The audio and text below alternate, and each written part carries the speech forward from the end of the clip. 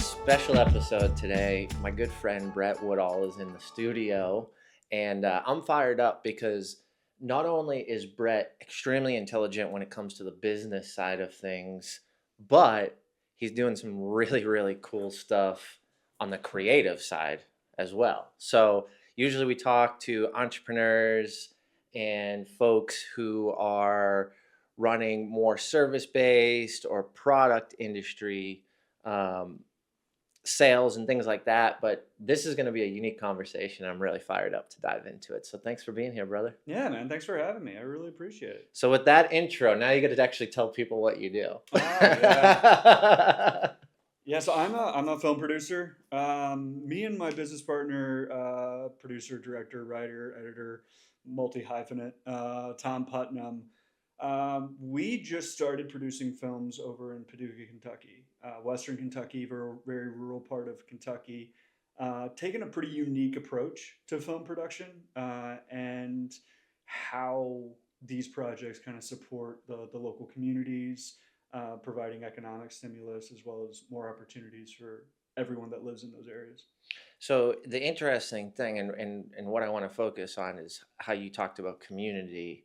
Tell me a little bit about how you got to Kentucky for this film and like where that resonance really sits with you. Yeah, I'm from there. Like There you go. that's pretty easy answer there. No, I mean Is Kentucky doing a lot of what you're doing though? I think that's really more of my direct yeah. question. Yeah. Okay. Kentucky is really lighting fires whenever it comes to film. But from an infrastructure standpoint, a lot of those projects are happening in and around Louisville, Lexington, the places where, the vendors are there. Everybody is used to film. True. Producers are used to those environments, and gears can move smoother in an area like that whenever you have a built-up infrastructure that can support substantial film projects. So Western Kentucky is a little different. It's rural. Most of the economy is supported by factories, plants, the river, logistics. Yep. Film is not something that's been there for a long, long time. Our latest film, Caitlin's Chance, that was the first. That was the first studio quality feature that's been done in Western Kentucky in 28 years. 28 years. Yeah, and the last one was U.S. Marshals in '97. Wow. People are still doing projects, and I want to make sure that that's being talked about. They're taking the resources that they have. They're doing projects in and around there. What we're trying to do is expand upon those and create bridges to industry hubs like Atlanta, Chicago, Los Angeles, New York, to make sure that the Midwest is represented and stories are being told accurately and well. I like it, man. I like it. So obviously there's a lot of opportunity for impact in what you do. Yeah. The question I always ask everybody is what does impact mean to you? I had a really hard time defining that word, without defining it as itself. Impact means impact. Yeah, that whole shtick. But to me, impact is what happens when you care about what's going on around you and the effects on other people and their lives, than really about yourself. Yeah. And I think whenever that happens, first off, success starts coming with that. And that sounds really cliche, but it's true. And a part of it may be, how the world works, but I think a big part of it is people can see when you're being genuine about your desire to provide positive impact, and people want to tag along to that. Yeah. People want to hitch their wagons to that. People want to help. People want to support. And in the context of Western Kentucky, I mean, the crews and the producers that we have partnered with and worked in Western Kentucky, they've never seen support. Gotcha. Like Okay. getting. So that's being shown in spades. I love it, man. I love it. So it's not necessarily about you, it's about the other people around you and how you involve them or how they are involved in what you do. Yeah, to the best of your ability. Of course. I mean, in a perfect world, you can involve everybody. That's We've all been there. obviously there are limits. You're going to run into situations where you're going to have to draw lines in the sand. Of course. But whenever it comes down to what you're doing, the payoff shouldn't be your own benefit. The payoff should be beneficial to, your neighbors, your colleagues, everyone. Totally. And then you can eat at the end. Well, I think just you choosing to do a film, bring it to an area that hasn't produced something like this at the level you've produced it at for 28 years tells me that you want to make impact in a certain region and want to do it so that way the community benefits not just you. Exactly. Right? And your ties back to Kentucky and where you're from show that, in my opinion, that's why I'm just like this is such a unique conversation today, because it's you going and making impact in a community in which you grew up in. Yeah. That probably isn't the easiest place to do what you did, because if it was easy, let's just face it, why would it take 28 years to do another film at the level you did? Yeah. Why didn't you do it in Nashville? Why didn't you do it in Atlanta, LA, where all these other opportunities? Because I know you're connected, and I know you've got people in those areas, but why didn't you do it in those areas? And you pulled people out to Kentucky. Yeah. Like, that's admirable in my mind, because in that industry, you tend to see a lot of people sell out, right? And like go for the money and go for this. And yes, of course, you've got to make money, and a win-win situation is why we show up in the world, and we've got bills and we've got things and expenses and the vehicle of film is already a financially risky vehicle anyway. So fiscal responsibility and making sure that you're doing what you can to provide positive returns to your investors is super important. But I think the word return doesn't just belong to dollars. True. I think there's positive ROI to be made on the subjective side of things too. And well, human capital. Exactly. Right? Human capital and monetary capital can be two drastically different things, but have drastically different impacts. Yeah, and those can share hands. You don't always have to give up one to support the other. Totally. There doesn't need to be, those don't need to be competing priorities. Yep. For a good example, on Caitlin's Chance, we partnered with a fantastic nonprofit called Casty's Cause, which provides equine therapy to disabled individuals or individuals that have, that are needing therapeutic support. And we were able to support their arena to make it more conducive to horse jumping. At the time, whenever we scouted the location, they were doing just walks and very slow stuff, but they were wanting to do exhibitions of barrel racing and jumping, but the arena wasn't quite there. So our producers agreed to redo the footing to do that. Nice. So that our jumping scenes could be shot, but that also they could take that with them. Gotcha. So there was strategy in that, not only to benefit you, but to benefit and leave behind something positive in the process to create that win-win situation. And to me, if you have your sights set on, okay, let's leave something behind, that's all you need to think about. If it does what you needed to do, but it also creates positivity down the road. True. That's a good investment. Totally. And the community loved it. The nonprofit loved it. I mean, we got a lot of really kind words said about us because of that. And obviously we didn't do it just for that, but True. Seeing the kids, seeing the volunteers, seeing everybody happy over it, and how are the actors? How are the actors' involvement? Were they excited? Did they want to kind of come to Western Kentucky? Like, it was really because I know you're doing something unique in an area that's typically not done. So I know you were bringing in a lot of really high level talent. Were they kind of like, they didn't know, what are we doing? They didn't know at first what they were getting into. Gotcha. Because we were telling them before, like, hey, we can't fly you in. We're gonna fly you into Nashville, and then we're gonna drive you up. And they were like, Whoa, what's happening? okay, but dude. So that was interesting, just to like kind of convince them, give them pictures. We had them, we sent them packages on the nonprofit just to like get them prepped. I think a lot of people thought it was going to be much more rural or quote unquote podunk, as it was. But then they hit ground and everything changed. Yeah. I still get text messages and emails like from, you know, so one of our actresses got really really great cookies from a bakery in town, and she got them all as wrap gifts. And she was like, I still am talking to that baker, like I'm having them ship It's cookies. I was amazing. like, relationships were getting made there that I was really proud of. And everyone loved it. Everyone loved it. One of the actresses is actually sending me scripts. We're trying to find more projects to involve her in that can Let's ship in go. Paducah. Let's So go, man. everyone, it was almost like I didn't know what I was getting into, but I'm super glad I did.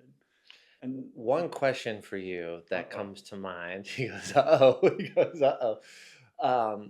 Because, dude, this is a big thing that you did, man. Like, you raised the funds, you got the right people in the room, you contracted the right actors, you got this massive team out to a more rural area. I was on a really great team that did that. I can't. I'm not gonna. I I know, can't but take there's credit. also some back end conversations that we've had outside of this camera conversation around some strategy and some really details Yeah, from a business side of it, yeah, right? yeah, And some of those situations where there's a lot on the line and there's high pressure, right? yeah. And I'm sure everybody listening to this has been in those situations. So my question to you is like in those moments where that pressure's high, where you're doing something new, unique in a different area, bringing in all these people and team members, like how did you work through some of that unknown and uncertainty and ultimately fear in that moment?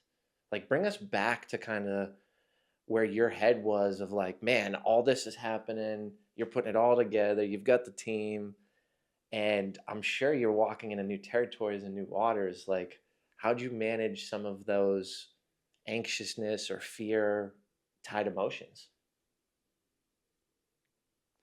If I was doing this on my own, this never would have gotten past April of last year. I'm really lucky to have a business partner, friend, mentor. Um, that's kind of like the yin to my yang. He's been in this business for about 23 years. He's seen successes. He's seen failures. He's been really good at tempering me because Mm. I, it's something that I recognize in myself. I run hot and I do have trouble kind of like, okay, sometimes, so I think, I think we all do, but yeah, yeah, yeah, yeah. yeah. And I think that's something important to recognize. Well, The your past awareness year, isn't. I mean, you're someone who's hyper aware. I would categorize you as hyper I aware. try to be. In most cases, though, like, and we've done business, we've been friends, Yeah, right? So we've seen it on different sides. But like, you are someone that I would say is hyper aware. Like, you're on it, right? And like, there's thank you. friends and there's people that are. I wouldn't say that, right? Yeah, Like, but I would say you're hyper aware. And I think that's really why this question is something that popped to my mind earlier because I know you've probably were recognizing it and feeling it, and I want to get into your brain of how you navigated through it yeah. and just like got this thing freaking done, man, like and crushed it, A lot of phone calls. Like I'm pretty sure I'm starting to get cauliflower ear on my right ear. But I think at the end of it, what I've tried to inject in every conversation, especially if it goes back to Paducah, is I try to remember an actor friend of a friend of mine kind of talked me through this in a conversation, but he was like, at the end of the day, we're making movies. There is no reason to be bitter. There is no reason to be angry. We are doing one of the coolest things that a person can do. Put your hands in the air, enjoy the ride. Isn't it funny that in that moment your example is based on a relationship you had with someone to get you through the hardest times. Yeah. Like, and that little, you've probably heard that before, but in that moment, the right timing, it gives you that sense of gratitude and realization and perspective in real time. I mean, and that's the beauty of relationships, It's the right? beauty of it, man. That's why Relationships add color to the black and white that you feel. yeah, You they know, give you the balance and the perspective that isn't just intro, yeah. right? It's that, well, what do you think? What do you see? What do you feel? How would you navigate it? And like, I just love that you bring it back to like, I have a friend who was there for me because I mean, that's my shit. Like Yeah. that's what I talk about all the time. It's the person. I just had an amazing coffee this morning and was talking about this. Like, it's the person that pulled me out of the darkness. It's the person that when I'm at my best, celebrating with me. Yeah. Like those are the moments and everything in between, right? I've And it's never this. It's this. I've always kind of looked at it like if you think you can achieve everything on your own, you're gonna have a real sad life. And you're also thinking small. Yeah. Right? Yeah. Like how can I actually affect the world if it was just me talking to 5 people in the center of downtown Nashville who would listen, opposed to leveraging all these technological opportunities like lives and podcasts and cameras. Well, yeah, that's a tool, but I'm not the one producing that. I'm not the one creating and cutting and manufacturing. It's me and my content and my authenticity and the truth. Like I don't cut stuff out. Yeah. Right? But they're you're going to be cutting a lot of this out. They're packaging it and it's a person who's making it happen. Yeah. And I just think that it's such a great lesson. And that conversation I was having this morning, someone who's just in the same alignment that we are in, talking about like, Jim, I see what you're doing. How can we do stuff together to impact more people? Yeah. Because I can't do it alone and you can't. And I'm just like, yes, that is the people I want to be around. And in your situation with that friend, it was like that friend pulled you back. That friend was there in the right time for you. And it allowed you to get through that and then do what you just did, man. Yeah. Put out a freaking badass film. Oh, yeah, and keep that ball rolling. That's the thing, I think that's probably the thing that surprises most people is getting to production is the longest part of the production process. Development can take 3 to 5 years. Generally speaking. Yep. Unless you're coming to it with a script that is just rock solid, funding that is rock solid, already in escrow, ready to be spent. Unless you're already crewed up, unless you already have cast already signed on, unless you already have locations that have already been scouted and already been prepped, you got a long time. And then, as everyone who's been keeping up with the news, there's labor issues too. Yep. You have strikes, you have unions to contend with. You have to make sure that, people are getting what they need to get. And sometimes, that battle does not correspond to your production schedule. Yeah. So there's a lot of things that go into that. Caitlin's chance, was supposed to be last year. We have another project that's slated for this year that was supposed to be done last year. And we pushed and we're communicating to the city. We're communicating to the state. They've been great. They've been very understanding. But it's one of those things that this is a project that is unique because as managers, you don't have 100% control. There are environmental factors that will pump the brakes for you. It's so interesting when you I love talking about this with you because I don't know much about this, right? Like we're doing a TV show, first time I'm producing it and, the main character, whatnot, but like hearing the backside of everything you navigate on a high level, professional level, dealing with SAG and unions and actors and all that stuff. Yeah. Like it really is so complex to get to that finish line. Yeah. And I do want to say though, those aren't obstacles. I would never classify those as obstacles. You work with unions to make sure that the people that you work with get. There's nothing bad about it. No. I'm just saying there's processes. Oh yeah. I was more directing like you have all these things and I was looking at it from like I'm envisioning in my mind uh, like a project management board, Yeah. and you've got all these things that have to line up from a timing Yeah. perspective, right? And like when you look at complexity of completion, and there's all these things that have to line up, it's just there's so much depth to putting out something of that quality, Yeah. right? And like as we all do, we probably take it for advantage when we watch a movie and we're like, oh, that was good or whatnot. But like to get to that level of that final production and out there in the world, man, that project management list must be massive, And you know? it's changing. And I think that's the thing that flusters a lot of people that are coming from the private sector, or that are coming from a corporate job or an office job, is you know the adaptation required and the constant contingency planning. um, that can frustrate a lot of people if they're not used to it.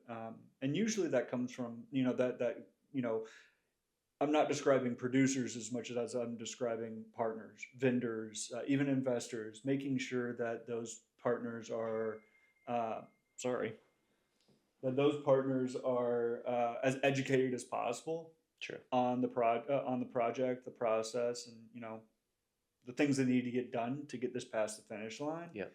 Uh, that's incredibly important, and it's not something to hide behind the curtains about. It's interesting to hear just the process of it because, you envision, okay, there's this hour and a half film, and then you look back at the time and the effort and all the hula hoops that you had to jump through and the pivots and all that to build something that could be 90 minutes. Yeah.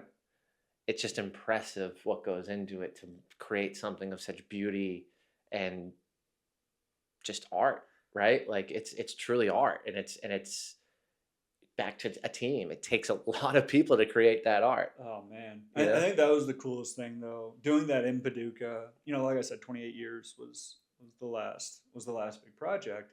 So a lot of people didn't know. What to even expect? No, no. Like, so whenever they came on set, How'd you get crew to Paducah? Like, how'd you get? we Did you? pulled a lot. Louisville has a really good crew base. Gotcha, So we gotcha. pulled a lot from So it Louisville. wasn't like you were taking from Atlanta a 6 hour drive or We something pulled like a lot from that. Los Angeles too. Okay, Phil, our primary cam op, he was our steady guy too. He drove from LA to Kentucky. nice. He had his full kit. He had his steady harness. He had everything like that. He's a rock star. I love him to death. But we pulled from LA a lot of the people that had worked with one of our producers and our director before. So to create that continuity, to make sure everything, you need to make sure that there is a familiarity aspect Of course. to your team, just like any other team. Yep. But we were able to bring on some amazing people from Louisville, Covington, those areas, and So with the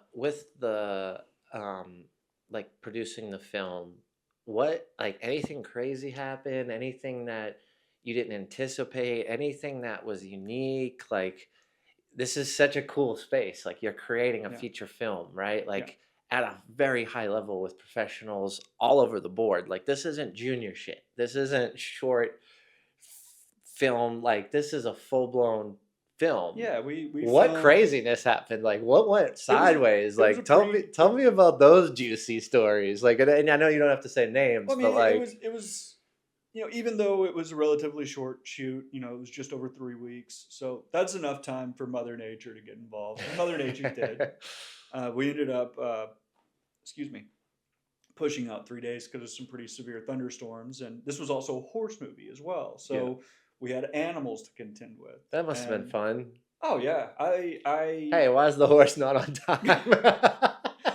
you guys go check on the horse. Call his agent. Horse is in her trailer right now. Yeah, do their makeup. No, I mean the horses were great though. We had amazing jumper horses that came down from Florida, and their wrangling team was great. There's always things to contend Of with, course. and especially if you're in an area that hasn't been used to um, servicing large productions. You have that to contend with too. So we were having to switch out vendors quite a bit. in various, you know, you know, catering, rentals, All the all those, things that come with yeah, the logistics. Yeah. all those support aspects, and that's a big piece to the infrastructure side. As a producer, you want to make sure that that infrastructure is solid, and that's one of the goals of our company as production services, is to make sure that we have it outlined. What entities, what vendors are there that can reliably support your production. Because the Gotcha. point isn't for us to make movies there. Obviously, we want to. Obviously, we have our timeline to do 8 to 10 feature films a year, and then have our documentaries and our episodics and all that kind of stuff. But our goal is to make Western Kentucky and the footprint around it. So we're talking about Southern Missouri. We're talking about Northern Tennessee. We're talking about Arkansas. Yep. Diving into Arkansas a bit, making sure that region is prepped so that any producer Gotcha. can do a film there. That it's not austere or considered frontier to anybody. People know that reliably, okay, we can hit ground here, we can do what needs to be done, and we can do it well. I was gonna say, and you got it done. Yeah, but whenever it comes down to like, this project had a lot of background and extras, and we did have a problem extra that definitely caused panic for a while. He was just a weirdo. He was just a Problem weirdo. extra. He was a weirdo. I feel like those two words probably go together often in Yeah. what you do. But everybody else was so great. We had some really amazing people that we talked to afterwards that were like, "I'm so glad I did this.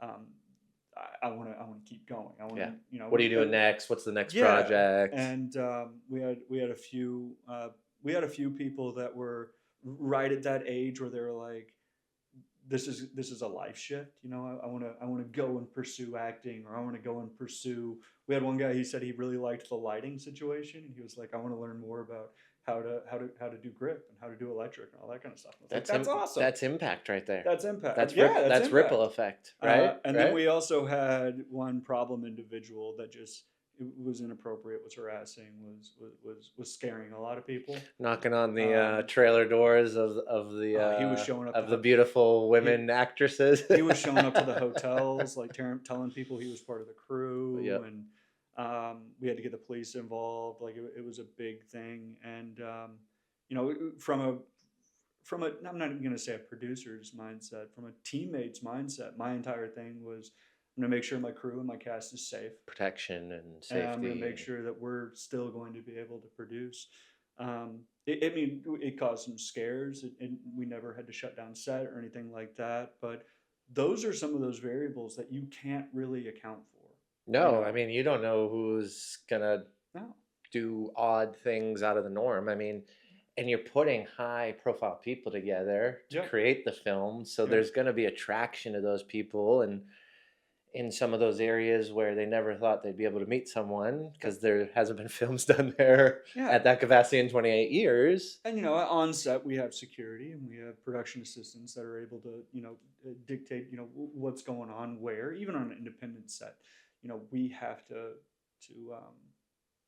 separate. Of course, yeah. We have to keep it a private set. But whenever it comes down to stuff like that, unless you're using a background agency, or unless you're going through an entity like that, our entire intent was using locals from the area and incorporating them into the piece. That was probably the most wacky situation that we had, but everything else was kind of on ground. There was a lot of pivoting and fixing and adjusting and all that kind of stuff, but at the end of the day, and I was talking to the mayor. Did any actors forget their lines?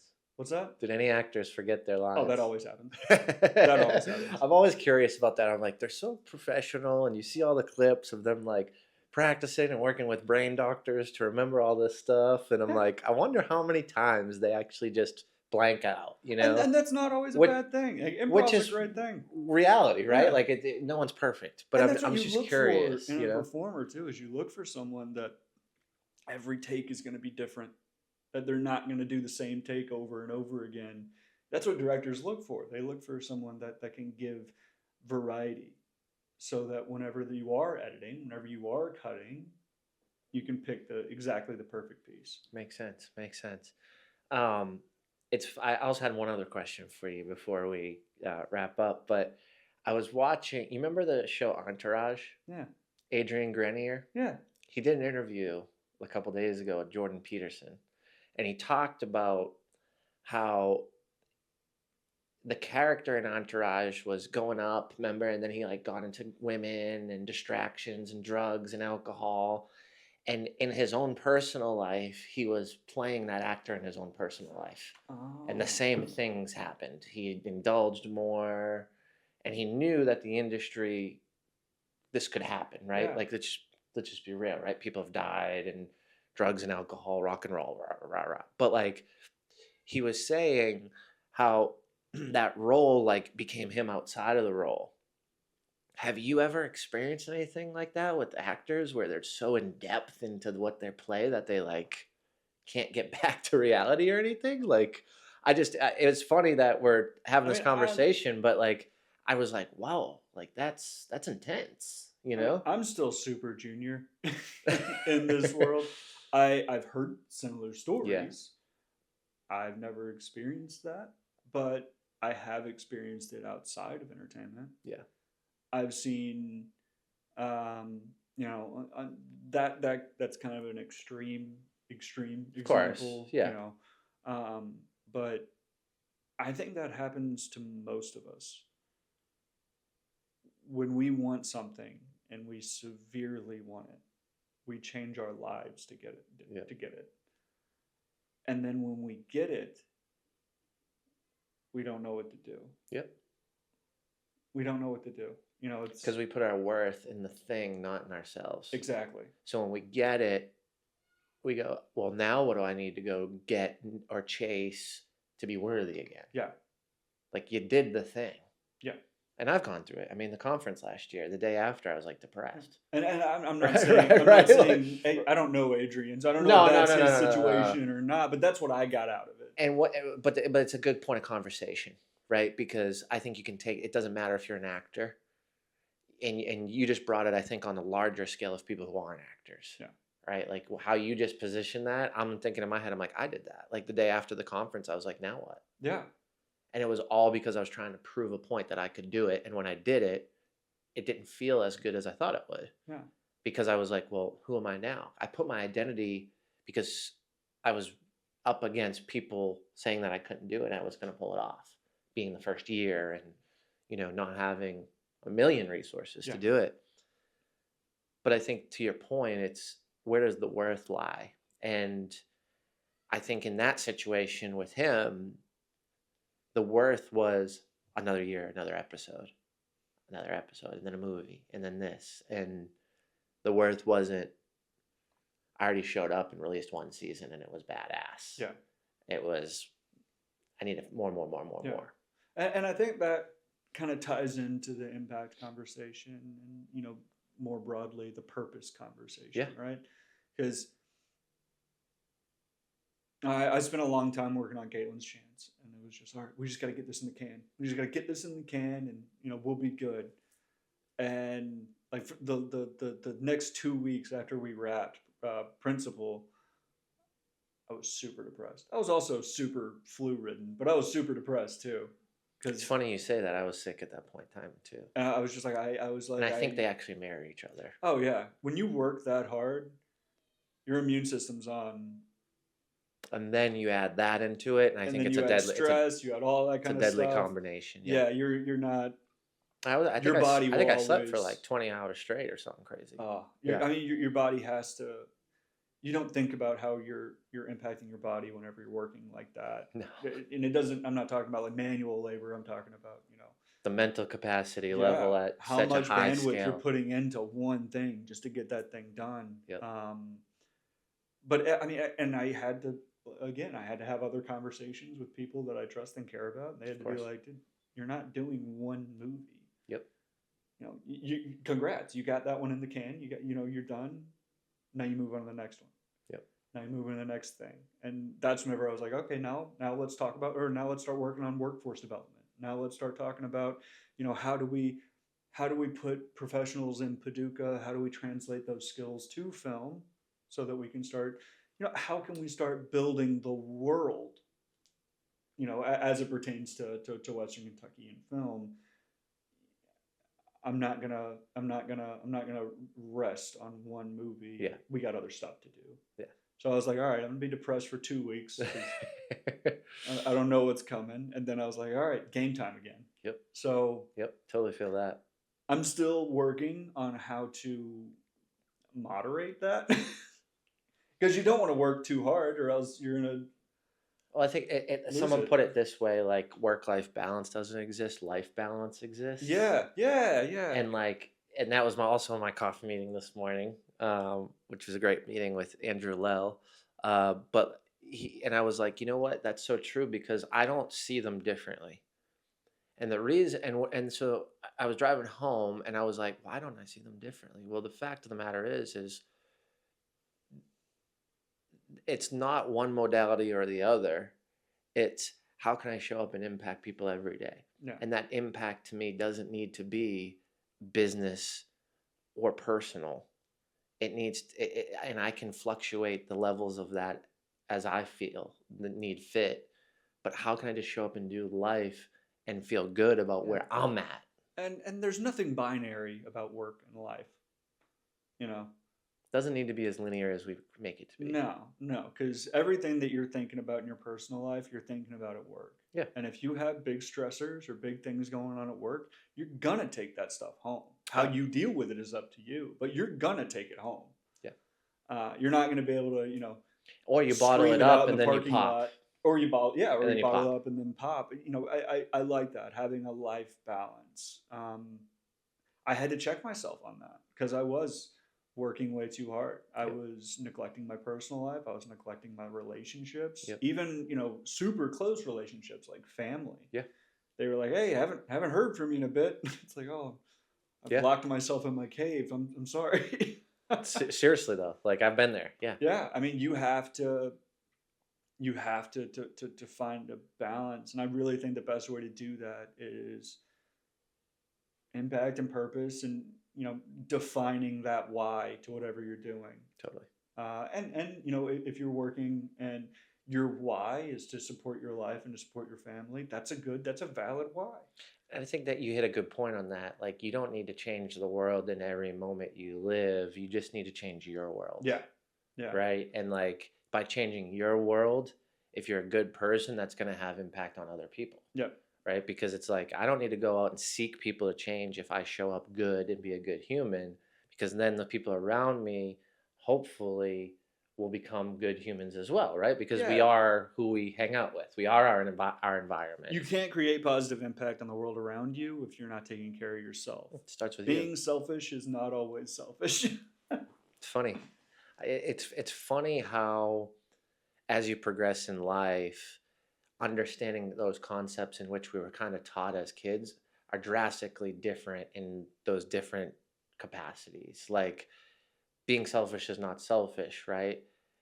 After you realize how not being selfish has affected you so deeply, right? Yeah. Like you have to kind of understand it to bring it back to that balance, that balance level again. I mean, as long as you're not exploiting people, as long as you're not taking advantage, as long as you're not, as long as you're not crossing those lines, like, take a beat, take a break, take your dog on a walk, cancel a meeting and go hang out with your mom. Like, do those things. Yeah.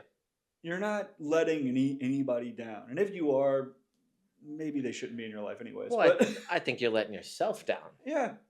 I think that's the exchange is, like, someone posted the other day, I can't remember who, but they're like, impact, or they said something around impact's taking a nap when I'm tired and and taking the rest of the afternoon off. And I was like, 100% I can agree with that, because that you're impacting your health, your mind, your body.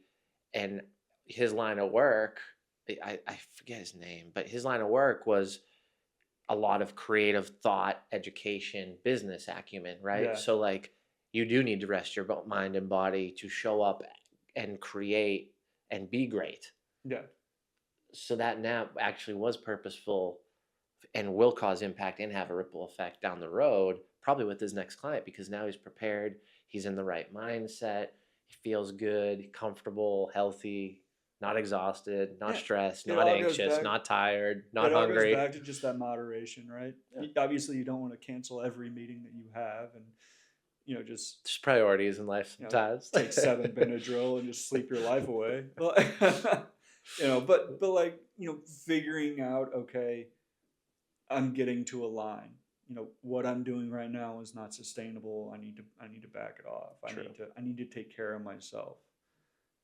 To me, that's the only way you're going to be able to move forward. Like Yeah. right now, I'm dealing with my move and all that kind of stuff. And I do know that, okay, I only have like maybe a month and a half timeline on this. So the runway's short enough to where it's not going to be that big, but Yeah. I still need to take my days. I still need to Enjoy you. enjoy me. I still need Yep. to make time for, exercise, running, and, all that kind of stuff. Totally. Um, Totally. It's important. It's important. I mean, it is your endurance, and right? It's I your energy level that we need to protect nowadays. And that's I suck at moderating myself. I am I struggle with it, and I struggle with it especially like I talk to my wife and I tell her, I'm like, this is just a season, like this next couple months is going to be really busy. It's like, well, why? And I'm like, like I created that. Isn't that weird how that one word is I like the created best that. question? I created that, right? Yeah. Like but based on timeline of certain things to execute and the bandwidth of that timeline is there's periods of that, right? And Yeah. that's real. But how do I moderate that, and how do I leverage the help of others in those moments? And I think it comes back to exactly what we are talking about. Like, you can't do it alone. No. And why would you wanna Yeah. anyway? And it's such a good lesson, man, because like I wanted to, I didn't want to look weak, and I had an ego, and I thought I'd look stupid if I asked for help. And the reality of it is people are like, took you this long to ask me if I'd help you with this? And I'm like, man, Jim, you are such an idiot, right? Like, that person wanted to help me and has actually been waiting for me to make the ask, but I thought I could do it alone. And when you switch it, and I really understand the impact of doing it with others and the ripple effect and the larger scale, and the cause of that is actually you making the right decision. Yeah. And now I look back at certain things over the years and I'm like, I couldn't get out of my own damn way. I was the sabotage of Jim Morris. Like, I was doing it, right? And at the time I thought it was so right and correct. Yeah. It wasn't, man. Like, I could have made the phone calls, and there's people that are on the sidelines going, I love what you're doing. I'm just waiting for you to ask me. I'm an expert in this, or I'm been doing this for 20 years. I'll help you. And you make those calls and texts, and it's just like, why didn't I do this earlier? But then when you don't know, and that's really what it is, because that's how you learn. True. When you don't know, all you can think about is, where's Jim's place in this? Or Yep. where's Brett's place in this? All you can do is make sure, because your worst fear at that point is getting pushed out. You don't trust anyone. And you can't live a life with all that control, because you're actually creating the stress and the pressure yourself. Exactly. It's self-induced, self-created, self-inflicted. And it takes a lot. Takes a lot of trust to trust. No, I don't like that. It takes a lot. Tries to trust. I mean, because you got to try it out a lot to trust yourself. In my case, because I mean, especially if you're a person that maybe you spent your childhood as a trusting person and you got burned one too many times, or because now you got that sticking in the back of your head, or maybe not everything's been great and you're just not a trusting person, and it's hard for you to go over that hump. That's me. Yeah. It took a lot for me to realize, like, I've been burned by corporate companies of like, really thought I'd be here for a while, and then you're unethical and I've got to go because I don't play that shit. And like, I was that person that had that resentment. I'm like, man, I've worked for this company for 11 years. Yeah. And this is what? I thought I'd work here forever, right? So there is those moments where you hold on to that resentment and bitterness, but I think working through those things is part of the evolution of life. And right? realizing it's not as binary as you think it is. Like, yeah, there are situations that you absolutely need to turn and run as fast as you can. But I also think too is you're never going to win 100%. No. And there's always fires. There'll be fires almost every day. Now, how you react to them and how you position the size of those and the impact, positive or negative, the perspective around those fires. But there's always those things that pop up that you didn't want it to happen or you Yeah. don't want to deal with. And I think every day as humans, we're we're suffering every day because we're doing things we don't necessarily want to do. Like there's points where I don't want to get up and go do something because I'm tired or I had a late night and I had a lot going on, but I get up and do it because it's the right thing to do and it's responsible, right? And I think But that's every day, then though. we also hold ourselves to such a high standard that's unattainable. And uh, Well, we're invincible. We can do it all, yeah, and and for then me, that's why like I've been really lucky to surround myself with people that are have wildly longer careers and wildly more successes than I have and will probably have. Like I look at some of the people that I look around and I'm just like, okay, I'm comfortable with me right now. Let's see where the road ahead takes me. that's Like it. there's a lot of phone calls that I'll hang up that phone and I'll go, I just sounded like the biggest idiot ever. Been there, done And that. that Yeah. used to crush me. Like that used to crush me. And I'm just like, all right, that'll probably happen again. Like let's just learn from it. Let's just keep going. I think too, and maybe if you're anything like me, I think that comes with a lot of self-love. Like in those moments where you're like, I sound like an idiot, I'm an idiot, and you're beating yourself up, I think that's a sign that you don't truly actually love yourself. Yeah. You truly don't believe in yourself. Yeah. You're just not there, whether whatever traumas you had or what you had to go through in life or the season you're in or what just recently happened. But like that's how I just perceive what you said because that I wasn't like that for 33 years of my life. And like just by saying that, and I've told this story before, but like I went on one of the biggest podcasts. It was 25 at the time in business in the US, in the world, Brad Lee's. Yeah. And I go into this nice office and I drop a bottle of Voss water and it goes everywhere. Ridiculous. And I said to myself, wow, a year ago I would have said, Jim, you fucking idiot. Why'd you do that? Can't believe you fucked this up. You finally got in this room on this podcast. There's going to be hundreds, thousands of people watching it. And you do this right before and you look like an idiot. Instead, I was like, no, I'm a badass motherfucker. Like, I'm good. I love myself. I'm going to crush this podcast. And I start hysterically laughing. I'm like, and that was such a key moment for me to realize, like, wow, dude, you've come a long way. And like, I actually do believe in myself. Yeah. And a fucking bottle of water, just because there's, massive like John Gordon's walking out. There's water all over the place. John Gordon's walking out. He's written 17 books. Like I've read a couple of his books. Like someone I look up to. I think he's smart, right? Like, and I'm like, I would have beat myself up and missed the opportunity to shake hands and then go. And I thought I did a great job on the podcast. That wouldn't have happened if I wasn't in a place to love myself and laugh in that situation, and that just reminded me when you said that, like, oh, I sound like an idiot. Ha ha ha. I'm growing. I'm learning. Like, I'm good. Let's move on. Embrace your failures. Like you got to. You got to. Going back to what my friend said. Like, if you're doing a movie, if you're doing a podcast, if you're doing something that win, lose, or draw, you're gonna keep doing it. True. Yeah.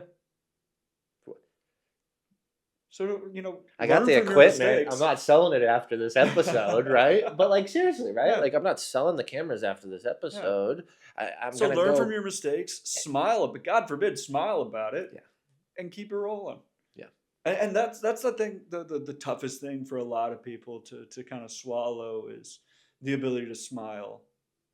Well, I think too, it's after that. We put, if you really take the step back, the 30,000 view, we put all that pressure on us. Oh yeah. Like no one actually is thinking the things we think about ourselves at a deep, poor, negative level that we can allow ourselves to do, right? Like the stuff that I say to myself in my own head is far worse than Yeah. probably anybody publicly would write on my Facebook or if I put out content they didn't like. Like what I would think compared to what the reality of the comment would be is usually drastically way worse. And you think like, and there is like an arrogance aspect to it because you think every small mistake that you make, Someone's watching, they can see it. oh, they can see it. But not only that, they remember it and they're gonna talk about it for the rest of. No, nobody cares. Probably nobody saw it. Like, and even if they did, they're probably gonna be Oh, like, "Man, that was my dumb." wife at my events, I'm like, "Do you see this?" She's like, "No." Yeah. I'm like, "Were you watching?" She's like, "Yeah, I was front row." I'm like, "Okay."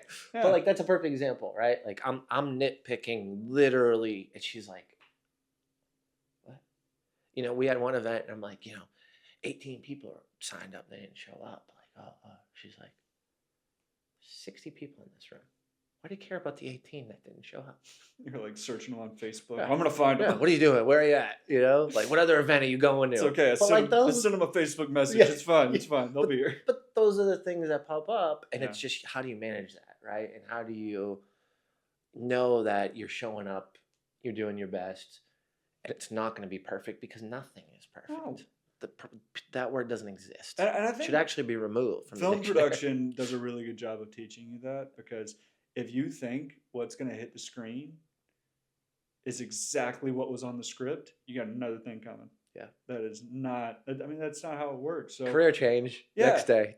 Outcomes are the accumulation of what's expected and the adaptations made. That's that. what an outcome is. Because if every outcome was what was planned, I mean, you forget about imagination, forget about creativity, forget about all that kind of stuff. Problems happen, and you're gonna make bad decisions, but that's not gonna stop the outcome from happening. And it navigates you down a road you may never traveled. Yeah.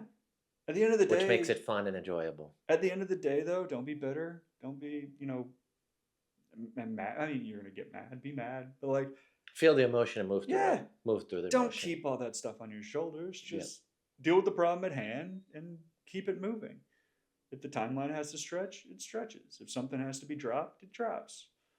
I mean, that's it's powerful, man. It's powerful. How do you navigate that though? Like, because I'm sure when you're mad or you're upset, is it reaching out to the friend in those moments? It's not listening to your head. Yeah, like that's Brett's like that's anything but what you're telling yourself in between your two ears. Don't listen to that. Yourself, like if you're listening to yourself, if I'm listening to myself, I know that guy's an idiot. Like, don't listen to that guy. You know what someone told me recently? They said, how much do you listen to yourself compared to how much you talk to yourself? And I was like, what?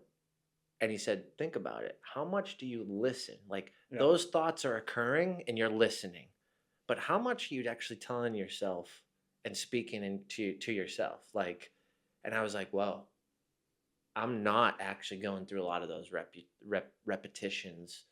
I'm more pivot out of negative thought to positive.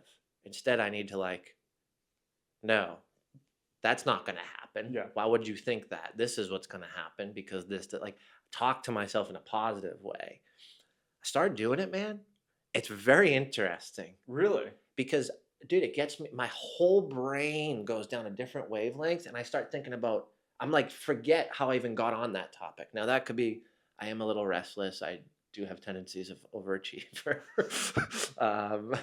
You could probably label some A's and some H's and some D's somewhere in that scope of next to Jim Morris.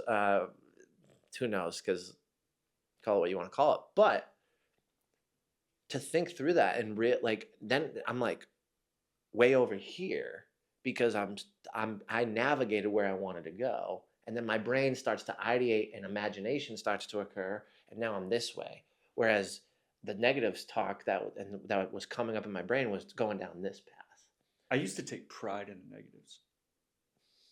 Tell me more. I used to, I was always worst case scenario. I was always, and in my head I was like, this is preparation. I'm preparing myself. I'm preparing for the worst and hoping for the best. That's what I'm doing. Dude. No, I wasn't. Absolutely not. I was driving my car into a brick wall every single time. Dude, that hits right there, bro. Whoa. I used to take pride in the negative. I would always, and this is trauma from growing up, I would always assume the negative. I would communicate the negative and I'd over deliver the positive. And that's what got me such skyrocketed in corporate. And then I realized just a few years ago, I'm like, dude, I am creating things that aren't real in my own head because I'm assuming the worst. And we were never even close to ever getting to that. Yeah. And the reason why I was doing that is I do this with money. I do it with money, Oh. and then I'd win. I'd have more money because I'd assume, and I'd always like round up expenses, so then I'd always be on top. But what I was creating was a false realization. I was creating a fib, a lie, in my head because the reality is if say that I spent something, say I got a new, I don't know, entertainment center. I spent $1,200 and I got a new TV. I'd like mark it in my head that was like 1,500. Yeah. So I would do it with money, and it would actually have a positive outcome because my Yeah. bank account would be higher than I ever anticipated. But when I brought it over to business, and then in the corporate world, it worked because it was like, well, set the expectation, over deliver. Then when I started working for myself, I was like, dude, I am sabotaging everything. The minute you did that, because I made the same mistake, the minute you did that, you made that view your worldview. Yep. And that changes everything. Because I Changes mean, obviously, everything. on the other side of the spectrum, you don't want to always look at the world through rose-colored Yeah, lenses, and but I you am also don't optimistic. want to look at it through crap-colored lenses either. And that's something too. So there's a difference. And I'm really excited we're talking about this because this is actually, I've never actually thought about it deeply from a retrospective point of view. But like, there's times where I've done that, created these scenarios that were negative, and then made decisions as if those were true on top of that, and put me down a path that wasn't even real, and created emotion around it that was negative. So I was actually putting myself So the in lies bad would compound situations themselves. based on preparing for the worst, and exactly that compound interest was like doubling up. And then I'm like, that didn't even happen. That was a preparation. And what it was, and what I realized without, I've never actually seen a therapist. I've done a lot of work, but I've actually never sat down with someone. But what I realized was it was all a protection mechanism because I was scared to show up as myself. Yeah. Because myself could potentially fail. So I made it almost like this other thing that would fail way worse. So when I failed, that my shortcoming wouldn't feel as much as a So shortcoming. you backtracked all of that, not to a distrust of the world, but to a distrust of yourself. Yeah. Very, very vividly on almost everything I touched until You should definitely dive into that with a therapist. until I realized that, dude, like I can create. Yeah. I don't have to live in a box. And when I started to create, I started to realize the level of optimism that can occur because I do have the level of control over it. Yeah. Right. And in the corporate world, there was the reason why I left unethical practices, but there was bitterness too, because I would actually suggest that's not going to work because this and this. Can we try this? No. Shut the fuck up, basically, in a nice way. Right. But Yeah. like, no, sit down. Then I go do it and it fails. And then I implement what I wanted. So I was creating these measures so that way when what I wanted to come up, this has already failed drastically and it wasn't actually as bad as it did. Yeah. So I was repositioning almost. I mean, that's the toughest thing to realize is that. But it was just me. I was because- I was sabotaging it all. No, but I'm saying like the toughest thing for a lot of people to realize is failure isn't the end. True. Like It's actually just the start in most Yeah. cases. yeah, oh crap, this failed. Yeah, we're still here. I You may have to sleep on your couch for May have a to couple sleep, yeah, weeks, but but- like I'll live. yeah, I I mean, woke up might have today. to live with your mom, and in that case, you're gonna get amazing breakfast every morning. I mean, that's what my mom always did. I lived with my dad after the military for a while, and it took me a while to like, but I knew that I was doing it to rebuild myself and go back to school and stuff like that. But as a 28-year-old guy, that's a tough pill to swallow a lot of the times. It is. But at the time, I thought it was a failure. But now I look back on it, I'm like, that was a rebirth. That was a yeah. But whatever you have to Setback for the do, comeback. yeah, whatever you have to do to reset, True. do it. Don't consider it a failure, and don't look down on other people if that's what they have to do to Well, I think move forward. that's the piece too of creating that expectation, and now that I don't, it's a new understanding of that, right? So like, because I didn't create the worst case scenario, because I'm now optimistic, because I feel like I do have a capacity that's outrageous compared to others, Yeah, that I don't have to create that safety net when I fall short, yeah, because I'm already moving in such a positive way, because I actually believe in yeah. myself. Like I actually have self-love, And that's going you to make know? failures that are inevitable, by the way. Even though that we've overcome a Oh, lot and we're on a very positive path right now, we're going to fail. We're going to encounter those situations, but we're going to be more prepared. We're going to be more ready. We're going to understand the machinations behind those failures so that whenever they do happen, we're just going to be like, oops, all right, we're just going to step over that real quick and keep her going. and that's the thing too, is like you hear other people's stories, and we've all gone through situations where we had to pivot, where we failed, where things didn't work out, where um, people almost died in our Yeah. life, right? Like, or people did die, right? Like, and we've all kind of gone through that. So it's not like we've created this fake societal world of ego, as if certain people are perfect, but they've gone through the same things. We just may not be aware of it because we don't have that personal relationship with them. So what they show up online, I got one of the best compliments today. Someone was like, dude, you're actually how you look online. And I was like, that's actually a really good compliment. Like people don't actually say that Yeah. often, let alone share it with people. Like I'm glad, right? I've been trying to work on that because I don't think I was showing up the way that I truly was a year ago, right? Every online picture I have is filtered through cat ears. So dumb.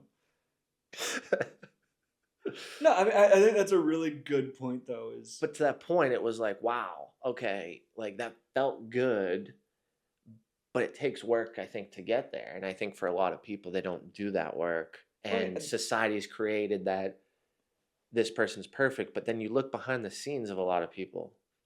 And I've done this more recently because I'm really particular who I want to let into my community and my life. yeah, So I used to not do this, but I've actually started to dig a little bit more on certain people that have popped in and want to talk to my community and want to talk to or be a part of what I'm building, and helping entrepreneurs and business owners and corporate leaders, which is great. I'm like, this is awesome. Like, help, yes. But I've started to look kind of behind the scenes, and what I've realized is the people that actually position themselves online as perfect actually have stories that are a lot worse than most people. I don't want to be the person that doesn't share those things. yeah, I want to be the person that is the same person you see on a video. Like the same person that I didn't come into this podcast and be like, all right, you ready? You ready? You ready? Welcome to Impact Effect, Jim Morris's podcast, right? Like, I was really disappointed you I didn't do didn't that. play a fucking script Yeah. today, right? Like we're just doing it. Well, It's real. and I think that's something that I've been kind of thinking about a lot. Just because I've been getting a lot of attention with what I'm doing in Kentucky As you should. and all that kind of stuff, but what we're doing, it's not a work of fiction. We're not playing characters. It's a great way to put it. No, To not a work of fiction. it's not. It's a great way If to you put it. want to be a character, which is great. I know a lot of content creators that separate themselves from what they put out. And in that case, it is fiction. It is a character. They're using different values and stuff that may translate to real life, but they And that's have that separation fine. there. That's fine if they Yeah, say that they'll play, if that they do play a character. I'm exactly. okay with that. But But if they're trying to portray that character as being them when they wake up at 3 a.m. and have to pee, that's probably not that person. it's a great point, man. You're hitting it. You're freaking knocking it out of the park, dude. That And is I a think great point. and I think for us, I don't intend to be a character. I don't, like I said, I don't intend to. Some people might see, Of course. I I don't intend to be a character. I intend to present myself, blemishes and all, because I'm not an actor. I'm not a performer. I'm not a content creator. I'm somebody that's trying to make some movies in the country. So that's who I am. Yeah.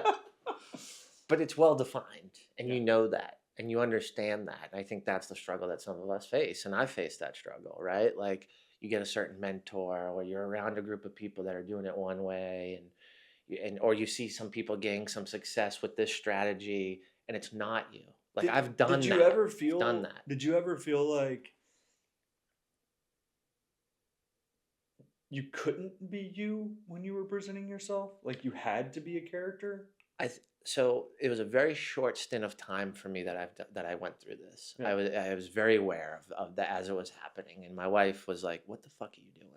And I was like, "I don't fucking know. What the fuck am I doing?" So good to have an objective view of a partner. Yeah, like I'm like, "What the fuck am I doing?" And that's true, Yeah. right? So it's like, but it was that moment where I'm like, I just wanted to impact people on a large scale as fast as I could. Yeah. And so I took a strategy that worked for someone else that wasn't me. Yeah. It wasn't like I was harming people or lying or spewing fake facts. I'm not saying that. I'm not saying what I was putting out was wrong science or bullshit, or I'm just saying the arrogance, as if I was someone who's been doing this for 20 years, and how I was talking, and the ego. Yeah. I didn't. It wasn't well deserved. I haven't been doing this for 20 years. I consulted for 7 months on a company, did really well, and closed the company. Like I haven't been a consultant for fucking 30 years, Yeah. right? But I was also talking about things that I wasn't an expert in, meaning an expert through experience. Yeah. Right. I think there's two types of experts. I think there's someone on this that like studies this for 50 years, and they like can recite every book and everything around it, or someone who has lived it and is an expert in an experience through that concept. Yeah. Right. Then I was like, I'm talking about stuff I haven't experienced, and I'm not an expert in the field. I haven't done enough research around it, but I read a book, and I heard it again in this, and I looked up an article. That's not me, bro. Yeah. I don't only want to talk about stuff I've experienced because I can attach emotion to it, and it's real and true. And that's the difference between knowing and exploring, right? And that's really what we're doing. Because I'm not gonna sit on this couch and tell you that I'm an expert producer and I know everything there is about the production of a movie. I know what I know, but if someone came over to me and was like, "Hey, can you mentor me?" I'd be like, "I know about 12 others that you would much rather Yeah. go to." I've been doing this for like 5 years. One feature under my belt. I mean, we have 6 more coming this month or this year, but I'm not there yet, Yeah. and I know I'm not there yet. But when it comes to my hometown and doing this stuff in my hometown, I can honestly say there is no one that knows it better. Yeah. You have those experiences that can't be taken from you. Yeah. Right? Like other people can be a great producer, but have no idea geologically what's needed to get the job done, Yeah. because they've never even been to that city and don't know one person within 300 miles. And That's based on your experience. Yeah. So right now, I'm having conversations to explore how to be a better producer. There are aspects of film that I'm interested in. I want to dig into that. I've been getting into still photography. I'm in my 30s. Everyone seems to be getting into still photography in their 30s, but that's what I'm doing. You Yeah. know, I I think there's something to be said about understanding yourself as an explorer rather than assuming you know everything and that people need to understand the value of the words that are coming out of your mouth. Like, I think there's two types of people: people that talk with certainty because they've experienced it, and people who talk with certainty because they've read it in a book. yeah, And I think it's dangerous to talk in ultimates or certainties if you haven't, if it's what you read in a book, because you yeah, actually never experienced it, yeah. right? And I can I say, will based on say, a Harvard study, human yeah, connection is X, Y, and Z, and there's mirror neurons, and you're picking it up, mom picking them up, and that's why we feel in alignment, and there's potential energy transfer. There's studies that prove that. yeah, But I can say that, or I can say, hey, have you ever been in a conversation and realized that you're doing some of the same yeah, mannerisms that someone else is doing, yeah, right? Like if there was a coach here and I put my arm up like this after you did, that's mirror neurons yeah, occurring, right? That's an experience. We just did it. And yeah. I didn't even know it. I'm feeling it. It was subconscious, right? But like that's going to resonate and allow me to talk in more certainty because it just happened and it was on Yeah, camera and we just experienced it, opposed to I read this in a book and I don't know how to actually put it in real practice or analogy or communicate it at a high or level. like have a cognitive psychologist describe to you love, right? Now talk to a couple that's been married 65 years. I'm gonna want to hear from them. Yeah, same. I'm not gonna discredit what the cognitive psychologist has researched and come upon in their studies. It's highly relevant information. It's highly relevant and it might be incredibly accurate. Yeah. I was just going to say, but the accuracy may not be the 100%. Exactly. And it's based on individualism of humans because Yeah. you're talking about an emotion with And humans. that couple's experience might not be accurate to another couple, True. but it's 100% accurate to how they feel about each other. Yep.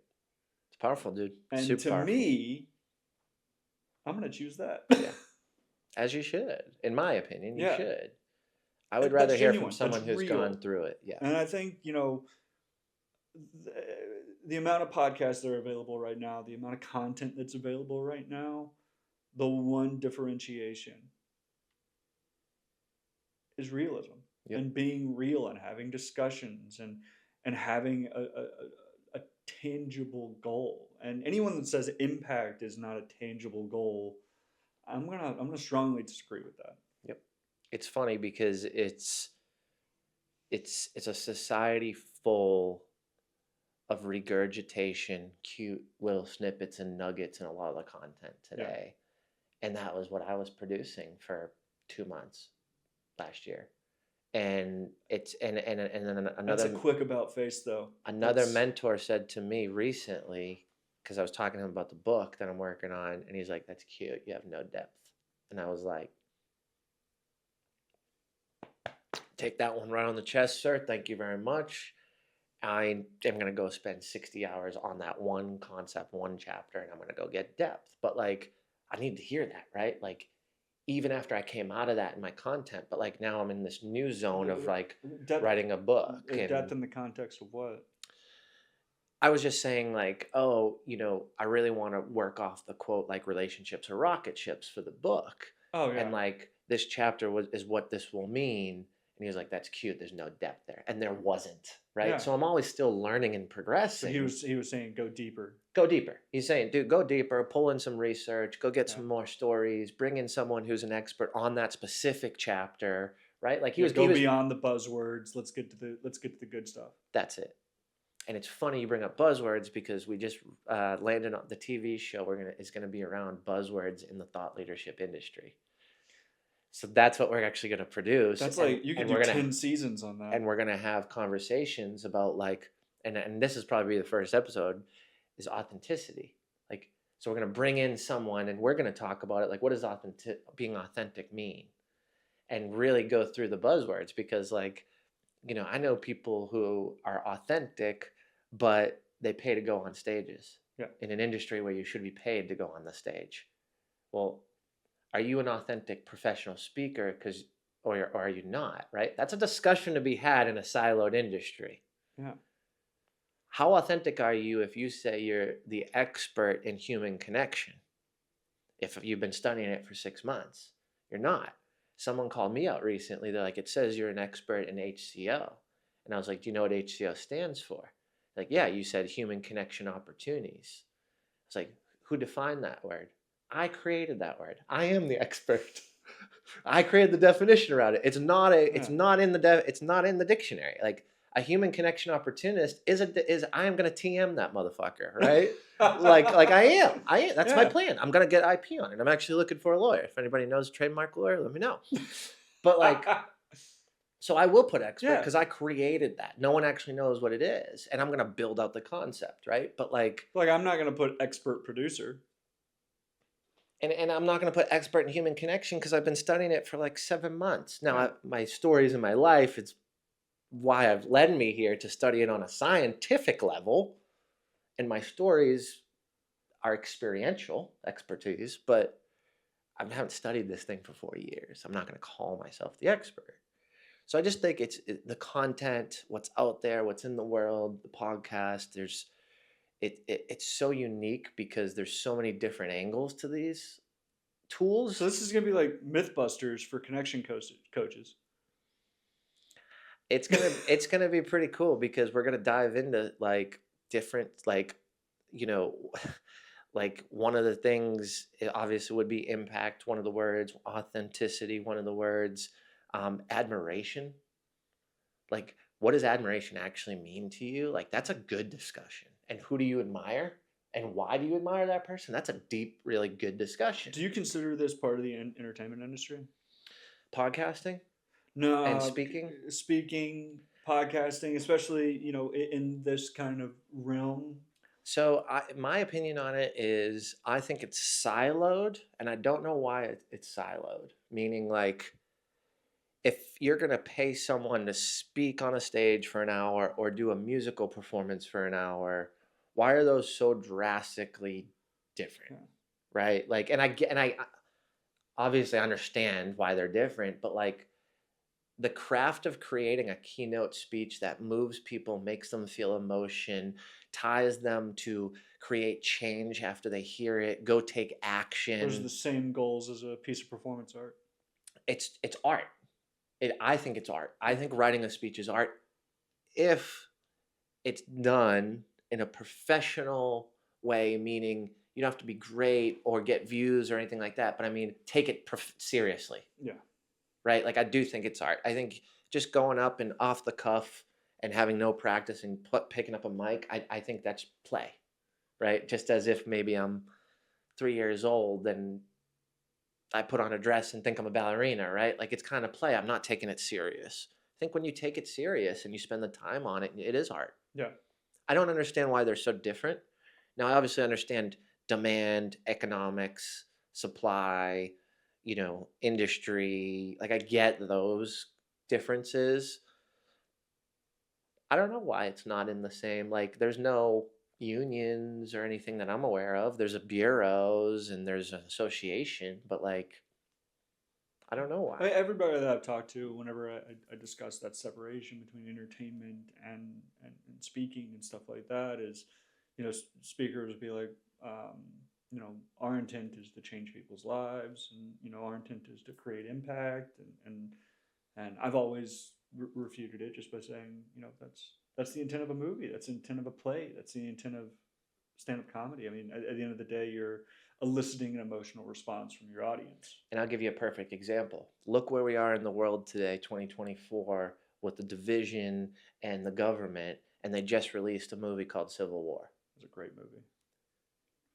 That's done to create an impact. Oh, Whether yeah. whatever side you're on politically Yeah. or whether you think that's pro or con, there's impact there. Yeah, and there's a message there. And there's timing there, right? And I think, and I was just really curious about that because I am aware of the siloing of it, and I'm new to it. Like I've been speaking on stages for a year and a half, so like I could be missing something that's out there that I just don't know. I've never spoken, so I guarantee I'm missing a But what whole I bunch of stuff. but what I mean by that is like I could just not be privy to the intersection of those two Yeah. industries. I don't see it or know anybody like yeah, I know people who speak on stages who have played parts in movies, but I don't see the intersection of the pool of people Yeah. to act because I do think it's probably a different skill set.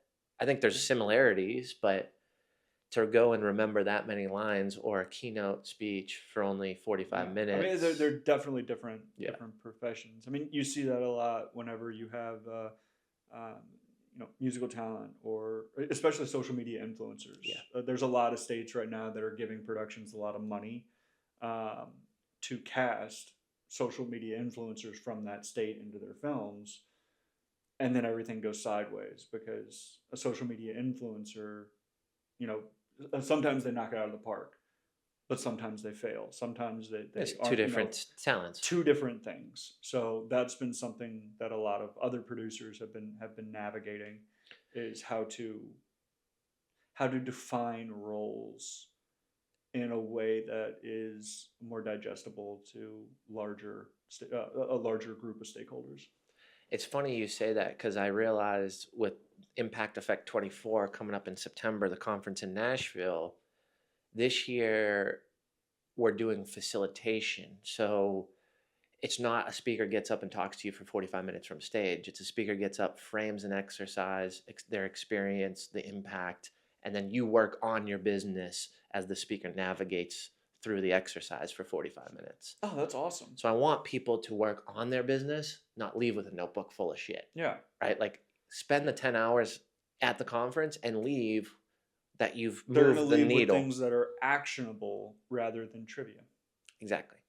So, because a lot of the feedback on conferences right now is great. I got another notebook of stuff with no time and a million more distractions, right? Which is true. I It's valid, experienced yeah. it. So, to do that, what I realize is a facilitator and a speaker are two completely different talents. Someone can memorize a 60-minute keynote, but someone to go back and forth and facilitate impact and action to occur and answer questions and navigate and help people and pull them up on stage and talk through their experiences and give them one-on-one direct coaching for their business, their industry in real time, what they need is a completely different skill set. And as I'm speaking to speakers, they want some want 40, 50 grand. They can't facilitate. I'm like, oh, have you done this? No, I've got a 60-minute keynote. I'm like, I know, me too. I got a 60-minute keynote, but I'm not asking you for a 60-minute keynote. Yeah. I'm asking you to facilitate an exercise that creates impact in real time for the people in the seats so they can talk about it as a mastermind with the people around them and get direct feedback from you. Has there been pushback to that? People can't do it. I don't have a program for that. I'm like, okay. So what I'm saying is it's two different skill sets. It's two Yeah. different types of people. So it makes sense to me that from what you do and from what I do, that is drastically different as well because it's a different setting, different expectation, different outcome. So would you say I don't want you to leave difference? like if you come to Impact 24 and you leave with a notebook full of stuff, I've failed as the organizer. So are you kind of defining that separation? This is the difference between a speaker and a coach? Because I would see a coach being more hands-on, facilitative. Well, what I think it is a lot of speakers are coaches, but a lot of speakers can't facilitate an experience with real-time impact. They just have a set talk. So, and they give people nuggets of information, so they fill up the notebook, and people think that's a great talk. Okay. But you're wanting to take it a step further. I think that's a dying industry. Okay. I think people aren't going to pay to hear you speak because of these and the mainstream of podcasts, and everybody's got a camera, and you're going to have more depth and do more unique things to get booked, right? Like they have one of the biggest professional development, 7,000 people.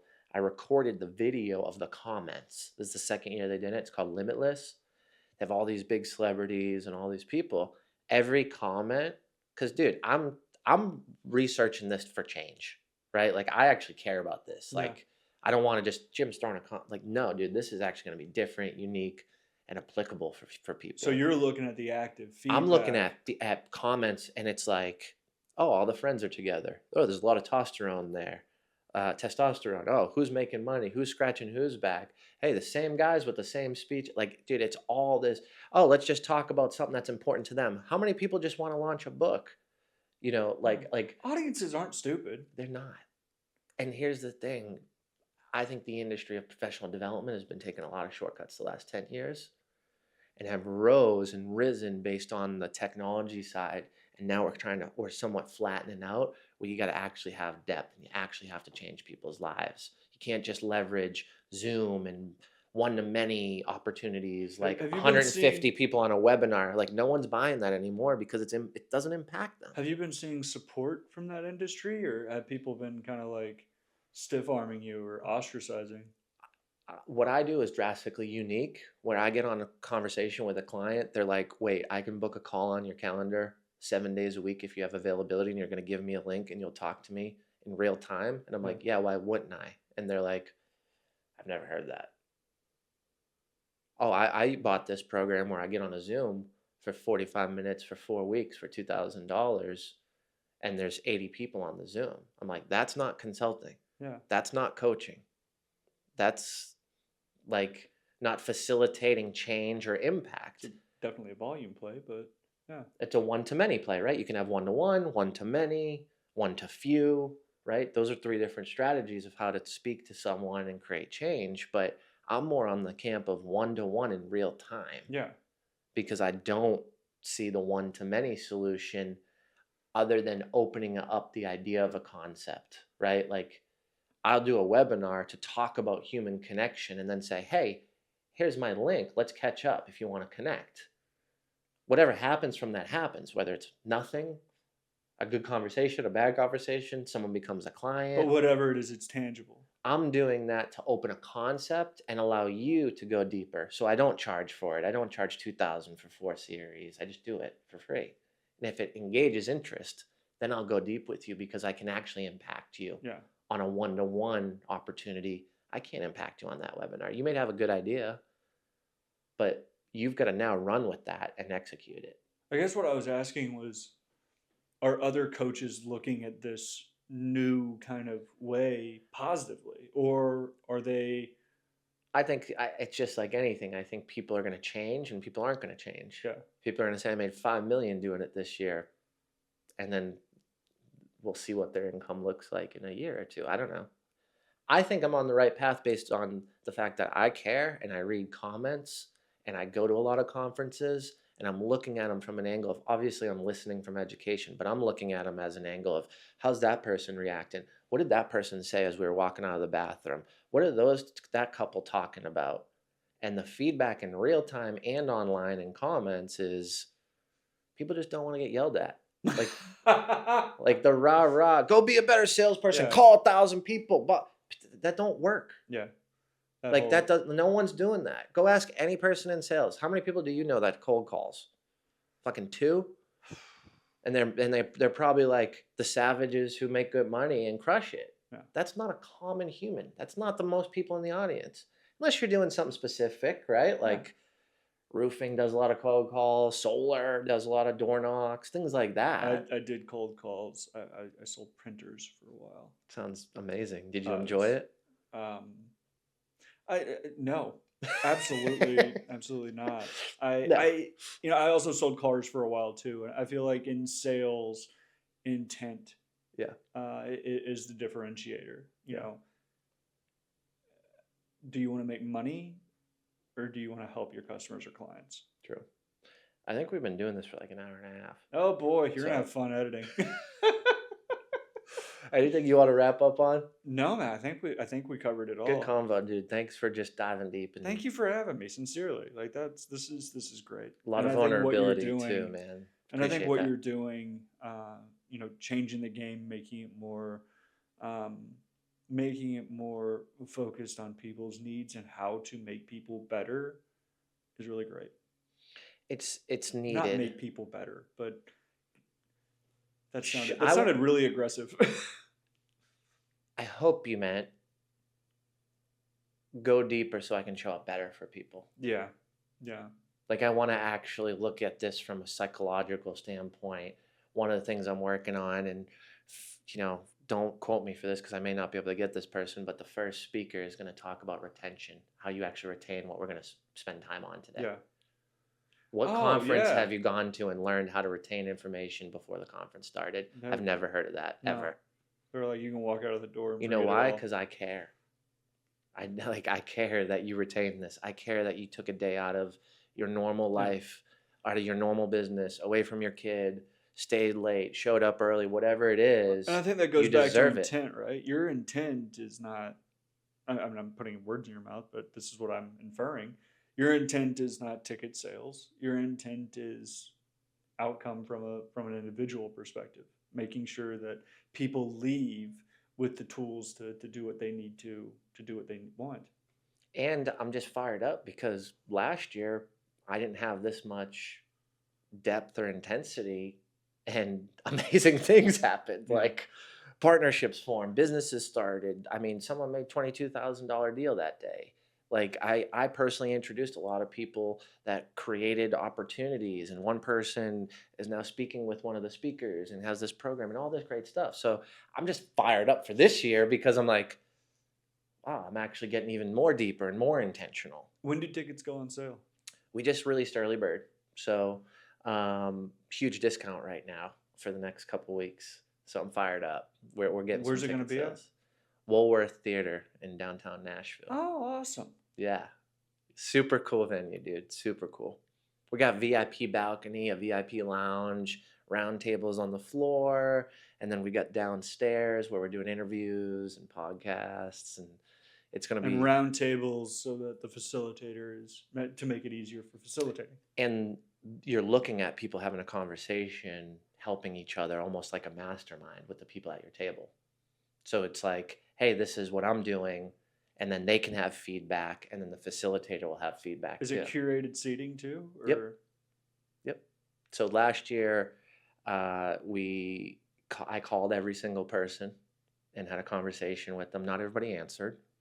I said that on a podcast, and someone said some smart ass shit like, "I didn't talk to you," and I'm like, "Because you didn't answer the phone. I'm not calling everybody 18 times until they answer, right? Yeah. Like I leave a voicemail, Facebook Messenger, telling you. I leave a voicemail. Call me back, bro. I love you. Hit me up, right? Let's chat." But I called everybody to make sure I understood what was important to them. I asked them very similar questions. I asked them like, "What would you do if I gave you $1 million for your business today?" And that defined what they needed or what they were seeking, right? That they didn't have money to buy. So if you were like, man, I really would love to do some more ads, but I don't have the money. Well, now you just told me to sit you next to someone who does ads. So at least you can have a conversation around it, even though you may not hire that person, right? There's mutual benefit to proximity. Tell them to talk to me. We're doing commercials.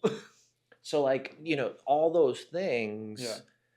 Were intentional and took time and effort, and they didn't go flawless. I messed up. Like we messed up one of the sheets, and some people didn't sit there, and it wasn't perfect. But like that intentionality of that curation, and then putting the right people at the table that can mastermind, and then have the facilitator step in as well, and then go over generalized concept.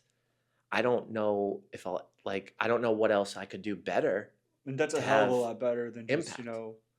Here's your ticket, take a seat, enjoy the show.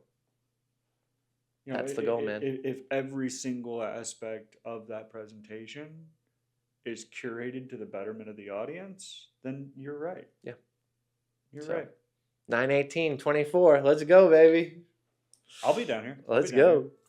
Well, thanks, man. Thanks for joining us. Thank you, Jim. I appreciate you, brother. We'll see you next time.